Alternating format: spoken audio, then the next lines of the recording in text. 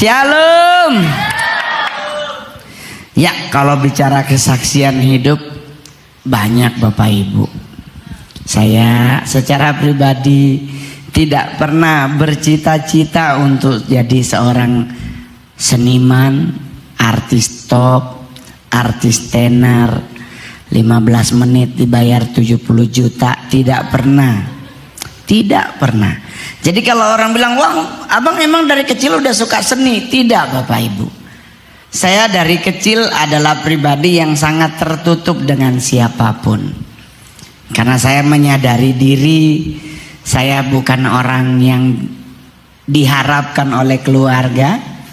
Karena saya lahir dari posisi mama saya dipasung. Mudah-mudahan tahun depan film ini keluar di Netflix. Karena judul awalnya adalah seorang anak haram yang sukses. Tapi entah judul selanjutnya jadi apa. Tapi dari pihak video udah pergi ke kampung Mongol di Sanger. Mereka udah fotoin tempat Mama Mongol dipasung, kuburan Mama Mongol yang dibuat dari ubin toilet. Udah diwawancara orang sekampung tentang Mongol dan mamaku. Jadi nanti akan ada videonya.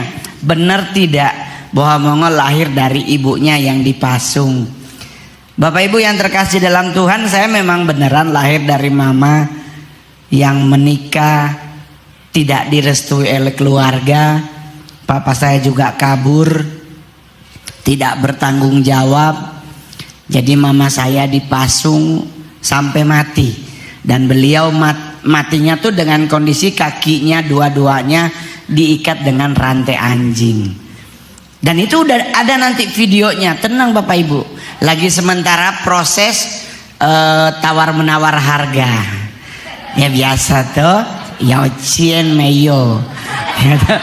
Jadi orang nanya, tapi kenapa Bang Mongol kok justru menceritakan kesaksian itu bukannya sedih tapi kok justru berbahagia? Itulah yang namanya saya sudah berdamai dengan masa lalu.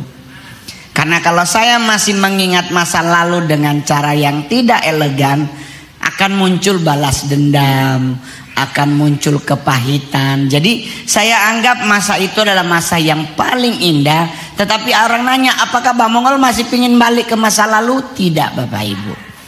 Karena hari depan saya masih panjang yang harus saya raih. Masa lalu biarlah jadi bagian hidup saya. Jadi sampai hari ini saya mah fine-fine aja. Sampai bisa ke Amerika, puji Tuhan, ya kan. Gila, lebih sampai Philadelphia dan merasakan bagaimana ketegangan kami tadi malam karena di daerah bandara kami kayak ada bunyi tembak-tembakan. Gue bilang, Tuhan, bukannya di Israel sama Palestina gitu ya lagi berperang, kenapa di Philadelphia bunyi tung tung tung? Gue lihat, Tuhan, ini kalau dia masuk ke kamar, aduh, udah gue cari-cari gelas mana ya kalau dia masuk.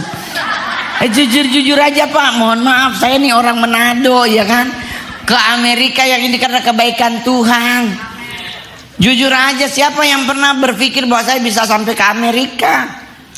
Orang nanya, wah gila ya Bang Mongol udah di Uncle Sam. Saya bilang sorry, biar kesetaraan gender terjadi saya ke anti liberty gitu.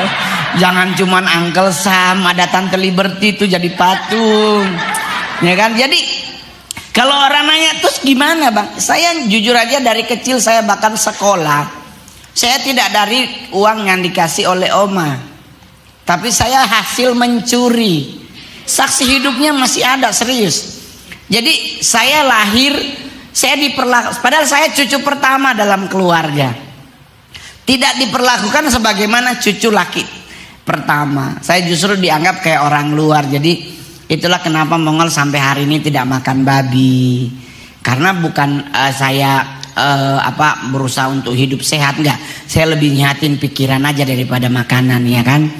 Karena buat saya makanan gak terlalu penting, kita harus sehat. Buktinya orang tua kita dulu cuma ngoseng sayur juga umurnya 100. Ini kan kangkung apa dicampur semua jadi gak ada masalah. Sekarang gak boleh wortel sama brokoli, katanya nanti ada saat bikin kanker, semua serba susah ini sekarang. Gak boleh makan ini, gak boleh makan itu. Padahal kan selama itu didoakan everything under control, ya ya. Ya kan, hantem-hantem aja lah ya kan. Mau babi putar, babi panggang, babi goreng, yang penting dia makanan. Jadi dengan kondisi hidup seperti itu, saya mau ke sekolah, minta doi Pak Oma atau Oma mau bayar sekolah. Nanti Oma bukan kasih duit, dia veto, dia marah-marah, anak memang so sama dengan apa mama gitu. Akhirnya bagaimana caranya Mongol bisa sekolah? Ya nyuri, tapi bukan punya orang. Jadi di rumah sendiri gitu. Maksudnya kalau Oma panen pala, nggak Mongol pungut semua, Mongol sisain yang lain ditutup pakai daun. Nanti semua pulang, pulang ke rumah, Mongol balik tuh buat diambil dijual di warung. Nah dari situ terus saya lulus SMP, masuk 10 besar di kabupaten, berharap disekolahin SMA. Mongol bilang Pak Oma, kita juara 6, kita mau lanjut sekolah di Tahuna. Jadi kan saya di Tamako, Tahuna itu kurang lebih masih 5 kilometer. Oma marah-marah, apa sekolah tinggi-tinggi ya, bafeta terus, dia marah-marah terus. Jadi saya nggak pernah punya cita-cita tinggi, karena menyadari kondisi sekolah SMP aja susah, apalagi mau sarjana. Tahu-tahu Oma bilang, ya udah nggak ke Manado Jo. Sampai di Manado berharap saya disekolahin di Manado. Enggak Bapak Ibu, saya dijadiin pembantu di rumah orang. Tuhan marah, bohong, ini mimbar gereja. Saya masih ingat lulus SMP, saya dijemput orang dengan mobil dinas plat merah DB43. Berarti yang jemput pejabat teras Provinsi Sulawesi Utara. Saya nyampe ke Bumi Beringin 1 nomor 5. Bapaknya udah nggak ada, yang ada cuman ibu. Jadi ibunya udah ngasih tahu ke Mongol, nanti anak kerja siram bunga, bapel, balap kaca gitu kan. Dia dikasih tahu siang bapak ini pulang. Dia dikenalin, Son ini orang kerja baru. Kebetulan yang punya rumah itu bapaknya namanya Pak Soni. Jadi dia yang mau kerja begini. Ditanya umur berapa ngana? Oh masih umur begini. Ini kan umur sekolah. Dia langsung bilang sama istrinya, Lorin kasih sekolah ini anak. Tuh Bapak Ibu, cara Tuhan tuh nggak ada yang bisa kita cerna. Serius loh Bapak Ibu. Nah saya tinggal di rumah tersebut. Beliau adalah Direktur APDN Provinsi Sulawesi Utara. Di saat Mongol masuk, beliau naik jadi Kadit Bangdes, sampai jabatan beliau terakhir adalah Dirjen di Kementerian Dalam Negeri. Dan mereka memperlakukan Mongol bukan jadi pembantu, tetapi jadi kayak anak asuh mereka. Karena keluarga ini nggak punya anak laki. Nah kakaknya Mongol yang paling pertama ada di Amerika juga, namanya Paula Sinyal. Dia ada di Clovis kalau tidak salah. Kakak saya yang kedua ada di Manado, di Bang Sulutgo, tapi anaknya ada di New Jersey. Jadi mereka adalah saksi hidup bagaimana cara Tuhan menuntun kita melewati fase, asalkan kita tidak melepas tangan Tuhan. Itu syaratnya, jangan lepas. Saya di dunia stand up komedian, saya lahiran 2011. Maksudnya lahiran jadi stand up, angkatan pertama Metro TV. Jadi saat itu stand up tuh ada 2 TV, satu Kompas TV di bulan Juli 2011, itu menghasilkan Ernest Mosidik dan teman-teman yang lain. Saya waktu itu Metro TV bikin namanya stand up show. Udah ketemu 5 stand up komedian yang akan menjadi pionir stand upnya TV Metro. Tinggal 1 yang dicari. Ini cara Tuhan loh Bapak Ibu. Panji Pragiwaksono ngomong pakai Mongol aja. Wah itu pihak TV bilang, wah nggak lihat porno. Dia materinya menakutkan, di ujung jurang bukan di ujung lagi, kakinya udah 1 nyelup. Tinggal ketiup angin, game over ke bawah dia nih. Tapi waktu itu Panji bilang di briefing aja dulu. Ini benar Bapak Ibu. Di briefing masih nervous, belum pernah masuk TV ya itu. Kamera Grand 3, kita biasa pakai handycam di acara orang meninggal gitu. Jadi tayang, ternyata Metro TV menghasilkan 2 stand up komedian papan atas nasional, saya dan Soleh Solihun. Sampai hari ini saya adalah stand up komedi terbaik, terlaris, termahal, terkaya di Indonesia. Ketahuan yang tepuk tangan kurang beriman. Jadi Bapak Ibu, cara Tuhan tuh nggak ada yang tahu, beneran. Kalau orang nanya terus gimana Bang? Ya, saya nggak gimana-gimana Pak.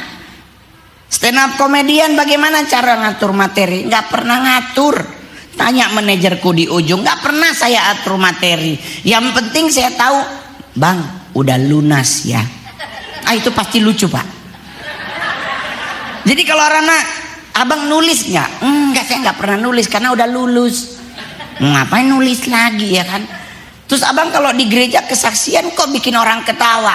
Kenapa Abang kalau pelayanan kok bikin orang suka ketawa?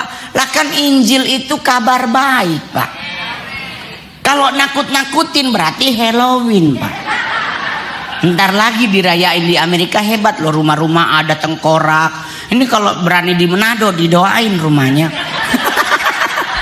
Soalnya kami orang Manado, wow, kalau dia fanatiknya melebihi ambang batas. Oh, kami di Manado ada persekutuan doa, dia firmannya nggak pakai ditentuin, di lokasi Alkitabnya dibuka. Tuhan berfirmanlah, kami siap mendengarkannya. Dibuka, cek perbatasan antara Maleaki dan Matius. Orangnya langsung ngomong, hari ini Tuhan tidak berfirman. Banyak begitu, ya kan? Jadi kalau mau ditanya, terus kok Abang bisa menikmati? Nikmati Pak. Saya dari Jakarta ke Haneda 6-7 jam. Haneda ke LA itu kurang lebih 10-11 jam. Kalau nggak dinikmati Pak, mumet. Mau ngajak ngobrol orang sebelah bule, bahasa Inggris kita TOEFL-nya 25. Kebanyakan di Jadi kita jujur-jujur aja loh Bapak Ibu. Kita bahasa Inggrisnya disangir, bagaimana orang guru bahasa Inggris merangkap guru kimia? Iya tak? Sekarang kita harus jadi itu. Jadi ya udah tidur aja udah gitu. Kayak saya naik satu pesawat, pramugarinya nenek-nenek. Kita bilang, oh Tuhan ini nenek rubuh abis tuh orang. Kalau mau dibuat ribet Pak, nggak nyampe LA Pak, saya udah turun di Jepang. Tapi kan orang nanya, kenapa Abang tetap berangkat? Lah emang tujuan saya ke Amerika. Saya pinginnya ke New York. Tuhan buka jalan. Pihak Amerika bilang, Bang, ada pelayanan di Philadelphia, ada pelayanan di New Jersey, ada pelayanan di New York. Gue bilang berangkat. Gas. Pesawat katanya 6 jam, kecepatan nyampe. Yang jemput belum nyampe. Kita nyampe duluan. Orang itu kenapa Abang nggak komplain? Hidup ini nggak selamanya harus dikomplain. Tuhan udah ngasih yang terbaik, masa kita komplain? Kan mujur saya turunnya di New Jersey. Kalau saya turun di Philadelphia, bukannya kemarin katanya ada tembak-tembakan. Biar ilmu orang sangir, peluru ini sayang gitu. Mau pakai jet tetap kena. Jadi segala sesuatu dalam hidup itu ada rencana Tuhan. Amin. Kalau orang suruh, terus kenapa Abang kalau bersaksi ke gereja berapa bayarannya? Mohon maaf Pak, kalau ada yang bilang saya ke gereja dibayar 40 juta, itu hoax Pak. Saya dari Januari sampai November terserah gereja ngasih berapa. Saya nggak tentuin, nggak ngasih ya keterlaluan juga sih. Saya nggak tentuin harga. Kalau ada yang bilang 40 juta, ada yang bilang 20 juta, itu calo Pak. Saya ngambil pelayanan Natal itu hanya Natal untuk berbayar. Kenapa Bang kok Natal berbayar? Kan ada proposalnya. Jadi harus ada bayarannya. Tapi kalau ibadah biasa terserah, 20.000 pun kita terima. Bahkan amplop kosong pun sering saya terima. Gak ada masalah, karena buat saya bisa menyaksikan kebaikan Tuhan dalam hidup saya. Saya lahir hanya dikasih nama Roni Pak. Bapak Ibu tahu orang Manado itu harus ada marga yang menyertai, harus ada fam. Kalau orang Manado bilang, nih mbaknya orang Manado katanya ya, fam apa cantik? Hah? Sumesei, berarti keluarga Sumesei kelahiran satu keluarga baru, itu namanya fam. Saya di surat baptis hanya nama RONY, nggak ada lebihnya, hanya Roni. Oma bilang saya lahir tanggal 20 September, yang satu bilang saya lahir 27 September. Anda bayangkan KTP saya 27, paspor saya 20. Ayo, kenapa? Karena paspor mengikuti akte lahir. Jadi akta lahir 20, padahal saya lahir benernya 27. Tuh, ayo. Mau ngikut yang mana? Sama aja sih, cuman selisih 7 hari kan. Mau marah? Susah, Oma Mongol buta huruf. Karena orang zaman dulu lahir keluarga baru pakai nanam pisang. Oh, dia kok lahir sama ding tuh pohon itu tong tanang. Nah, kapan tuh pohon ditanam nggak ada yang tahu. Jadi Oma ditanya, Oma ini lahiran tahun berapa? Dia tulis, dia sebut 1900, 150. Jadi yang nulis 1900, 100, kenapa angkanya 5? Bukan tahun 4 ya, 1950. Dia harus tambah 100. Jadi kalau di Sangir dibilang tuh lurah to opo lau, dia tulis 1900. Dia kok kepa 150. Kan Oma buta huruf, Pak. Saya nggak bohong, Oma Mongol bener buta huruf. Tahu dari mana? Karena Mongol yang ikutin beliau ke gereja. Wih, dia bawa Alkitab, sayang ada yang bahasa Belanda. Pendeta khotbah kita akan buka Matius 1 ayat 1 sampai 20. Oma cari dari Kejadian. Ditanya, di mana oke? Matius, Oma. Oh, dia cari. Udah ayat 12 dibaca, Oma masih Kejadian 6. Bayangkan deh, ayat 27 habis, Oma masih di Imamat 7. Saya yang tahu. Semua nyanyi amin, amin. Oma bilang, kenapa Matius? So habis Oma ibadah. Jadi Bapak Ibu, orang tanya, terus kenapa Bang Mongol bisa bertahan dalam iman, Pak? Di dunia selebriti itu jebakan Batman lebih tinggi dibandingkan dalam kehidupan kita sehari-hari. Kita diperhadapkan dengan jebakan Batman. Kita diperhadapkan dengan jatuh menjatuhkan. Diperhadapkan, Pak. Terus orang tanya, kenapa Bang Mongol berdiri teguh? Kan saya punya Tuhan Yesus. Saya punya Tuhan Yesus yang menjanjikan segala sesuatu dalam hidupku aman dalam tangannya. Bapak Ibu ingat Indonesia pernah ada namanya tsunami Selat Sunda yang terjadi di Tanjung Lesung yang meninggalkan pemain-pemain band dari sebuah grup band namanya Seventeen. Tahu? Bapak Ibu tahu? Saya yang harusnya MC di acara itu. 3 hari sebelum acara saya dibatalin. Pemain musiknya bukan Seventeen, harusnya Elmen. Udah di DP. Tahu-tahu rombak acara. Pingin yang anak muda diganti Seventeen. Saya diganti oleh teman-teman dari tim lo. AA Jimmy almarhum. Udah, saya pelayanan di gereja GBI Kasih Keluarga Allah Solo. Saya habis pelayanan jam 2 siang pulang 3 kali ibadah. Saya nonton TV. Kasusnya saya sampai nangis kayak anak kecil. Ya ampun Tuhan Yesus, harusnya kita yang mati. Tapi ingat, rancangan Tuhan dalam hidup kita selalu rancangan damai sejahtera, bukan kecelakaan. Itu Mongol pegang teguh Bapak Ibu. Sampai hari ini saya bisa berdiri di Amerika. Dengan datang pertama kali kita shock terapi. Kita, Tuhan Yesus. Saya tinggalnya di Ontario pertama kali datang. Pas pagi kita mau makan, Tuhan Yesus, nya ada nasi. Kalau kita di Jakarta sarapan hotel kan nasi goreng, ada mie goreng ini itu. Di sini haleluya cuman telur. Udah begitu kentang nggak dikupas. Mau sampai bilang, jangan ada pembantu nih hotel. Nih kentang dok Tuhan Yesus dia nyak kupas, dia goreng.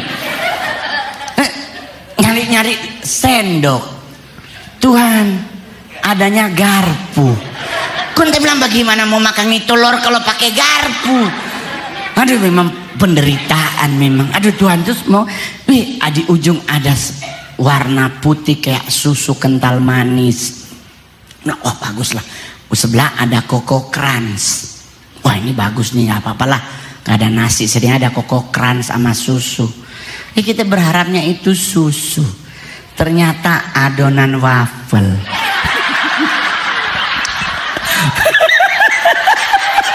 Oh Tuhan berdosa. Cuman gara-gara perkara ke Amerika kita menderita. Oh Tuhan. Kita pertama kali pagem jalan-jalan ke Camarillo di LA. Itu tempat jual-jual baju by outlet ya kan. Kita masuklah ini. Oh Tuhan ini apa ya? Tapi harga murah-murah. Mongol bilang sama Billy manajer Mongol, "Dek, kenapa ya baju hitam bagus?" Kenapa? Karena kami orang Manado itu selalu pasti ada baju hitam karena buat datang kalau di orang meninggal gitu. Jadi prepare Jo dari sekarang, siapa tahu nanti ada yang meninggal gitu tuh. Dah. Kita udah lihat harganya. Darah Yesus pemurah ini. Cuman $6. Ambil kalkulator $6 berapa? Pas mau bayar, mau angkat itu baju dari lihat made in Indonesia. Tuhan Yesus suka Amerika beli baju bikin di Indonesia. Ya Tuhan jadi mau langsung bilang gak usah beli baju mahal-mahal, keros. Keros aja murah. Mana mau tahu orang Manado yang penting baju dari Amerika. Nanti made in Indonesia kita gunting. Tulus seperti merpati tapi licik seperti ular.